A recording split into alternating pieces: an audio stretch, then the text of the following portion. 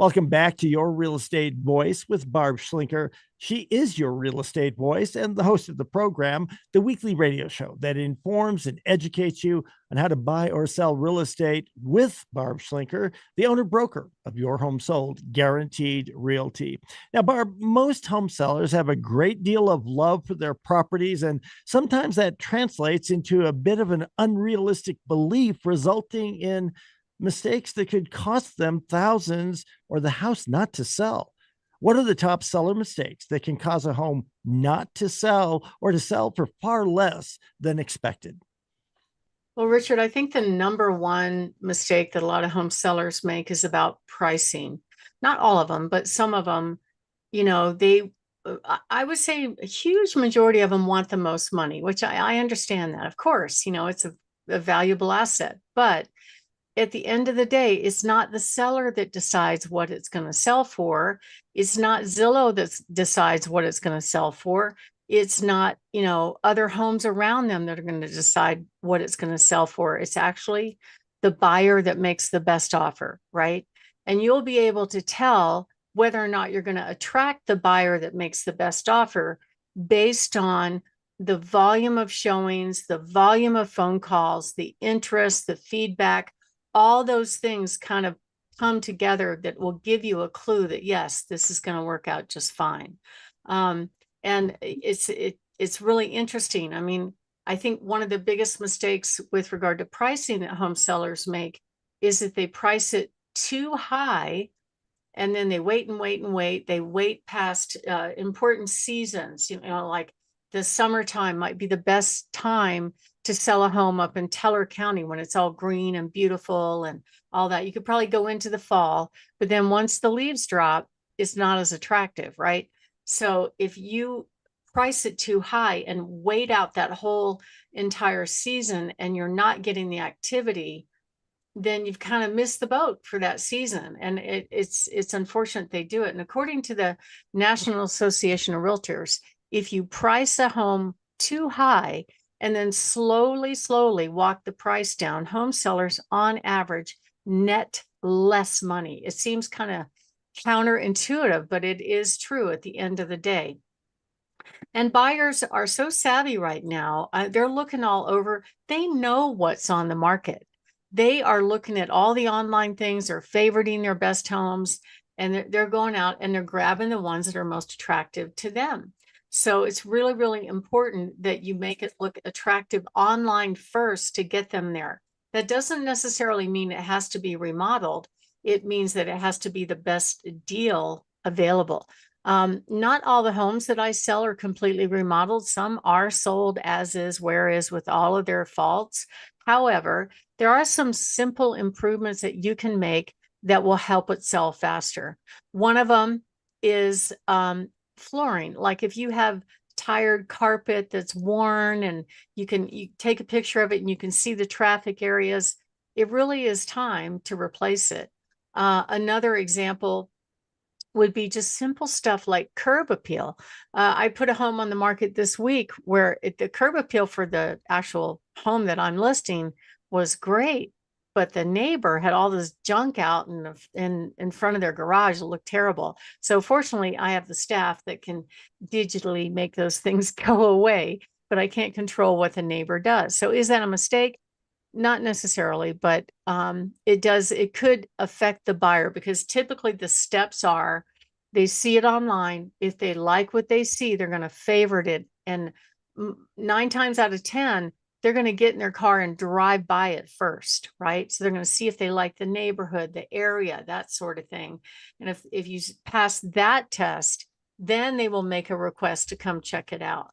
And my husband and I helped our son buy a home out in California. And that was actually our process. I tried to get into the local MLS out there and I couldn't. So I'm like, all right, I have to rely on these tech company sites. So kicking and screaming, I went to Zillow and we said, okay, that one looks good. That one looks good. Let's go drive by this one. And when we drove by, sometimes we were pretty disappointed. It was like, no, it's not like what we thought. So I think the buyers kind of know that intuitively, that the pictures in most cases overstate what the house really is. So you'll see people kind of stalking your house. Don't be surprised if it's a really hot property that you find them in your yard or knocking on your door asking to get in.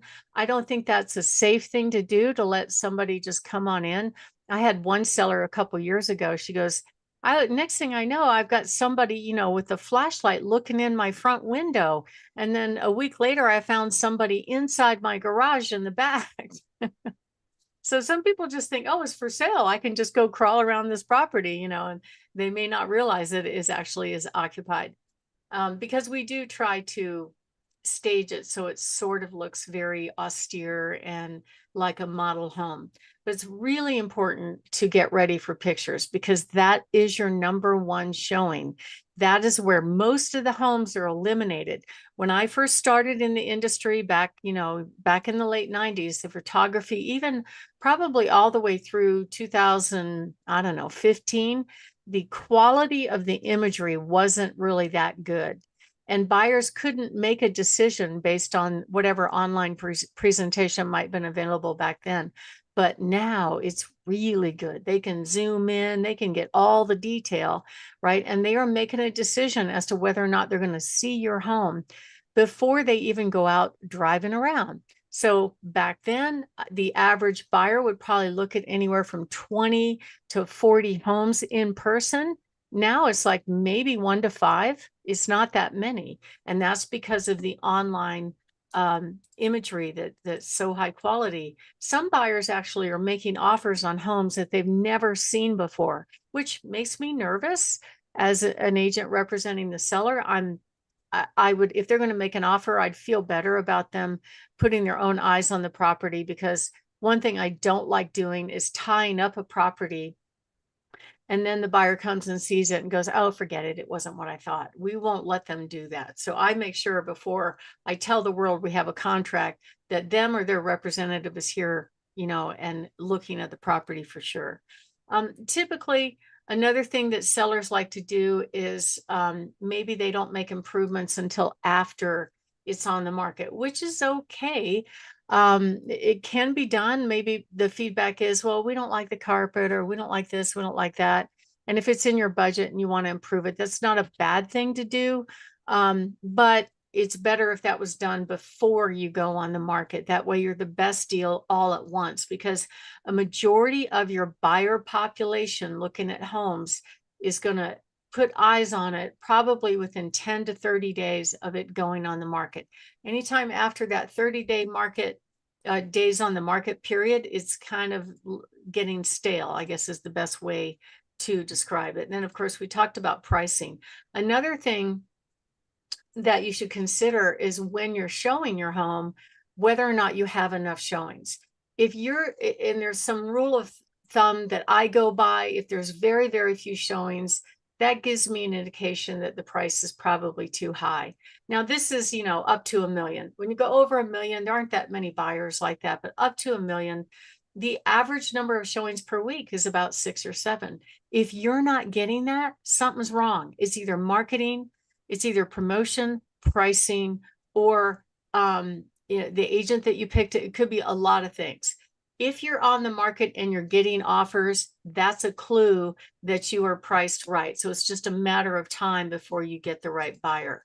I had one seller a few years back that was very close, within 2% of being priced realistically. He sat on the market, wasn't selling with another agent. He hired me. We made that quick change and it sold within 11 days at full price. It's really, really critical to price it right. And if you price it on the low end of the spectrum, the buyers will come and they'll make their best offer. And that's what you want. You want them all fighting for the home so they come back and make their best offer. And the pictures absolutely are critical. Another mistake is actually trying to sell the home on your own. Now, there are some people that have done it before successfully, and that's fine.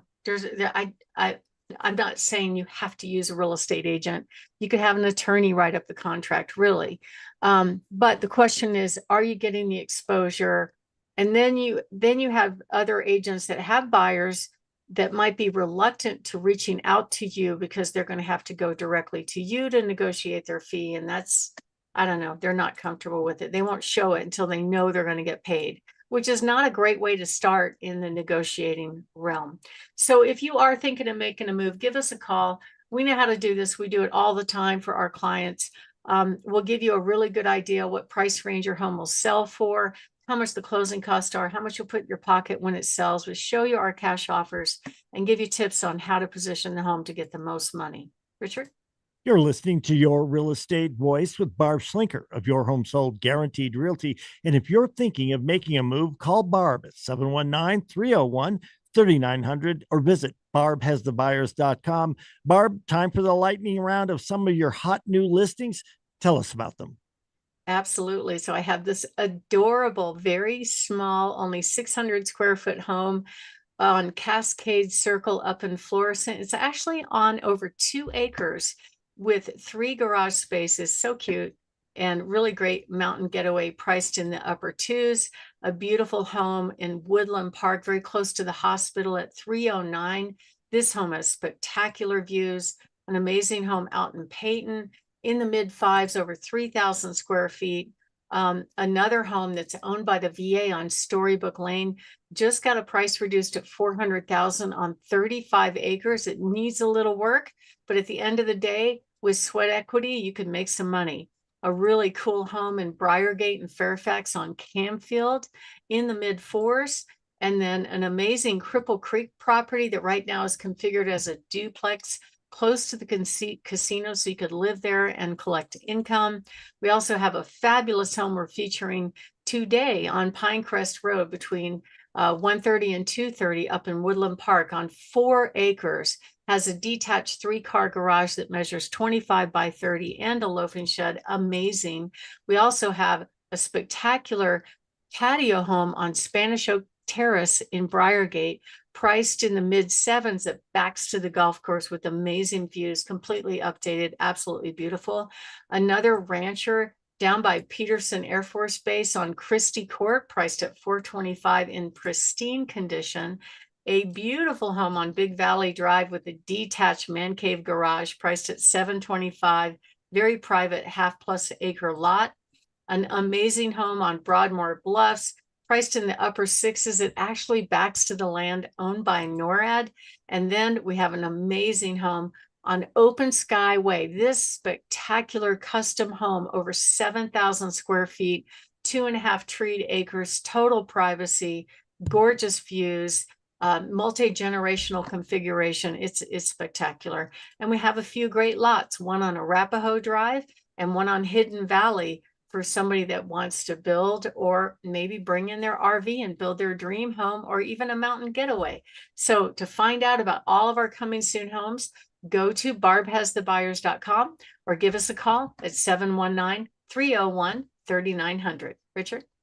You've been listening to Your Real Estate Voice. It airs every weekend. And if you're thinking of making a move, call Barb at 719-301-3900 or visit barbhasthebuyers.com. Remember, you can see replays of the program by going to barbhasthebuyers.com or listen to the podcast on all of the popular podcast platforms like Apple Podcast, iHeartRadio, many, many others. Thanks for listening this week. And to reach out to Barb, remember the number is 719-301-3900. Thanks for listening. Barb, have a great week.